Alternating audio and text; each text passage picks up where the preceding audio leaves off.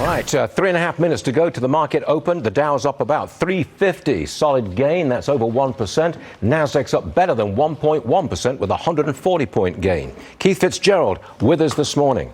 Inflation, 6%. I still think it's pretty warm, if not hot.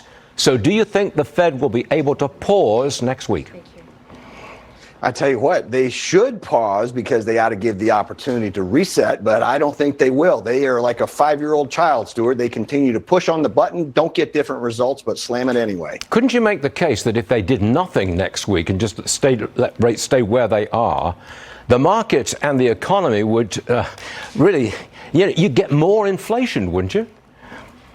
Well, you would. And on top of that, inflation is going to continue on its own right. This report today that everybody's already saying, oh, is signs of cooling and this, that, and the other thing. It's not. We still have supply chain problems. We still have, trillions of dollars sloshing around from COVID stimulus. So the net impact is still going to be higher prices for a lot longer than people think. I see the regional banks bouncing back this morning, especially First Republic and Western Alliance, that kind of thing.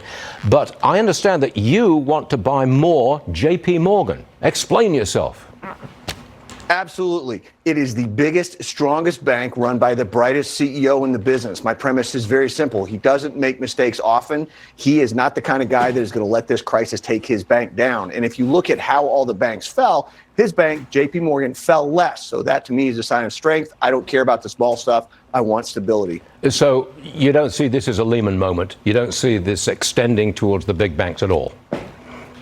I see it potentially contagion risk for a lot of the smaller regional players, which is why they fell so badly. But for the big guys, no, I don't see it as a Lehman moment. This was a liquidity event, not a credit crisis. Very different. Have you ever had any interest in treasuries? I've asked every other person who appears on this show about the stock market, hey, what about the 6-month treasury? I don't think I've ever asked you. So, Keith, what about the 6-month treasury? I do have an interest, and as funny enough, I was looking at that just before I got on the air. I'm thinking those are very attractive now that rates are where they are, and they should be brought back into the portfolio possibly. Okay, you took us right up to the opening bell. Thank you very much, Keith Fitz-Gerald. Hi, it's Keith here. Thanks for checking out today's highlight clip.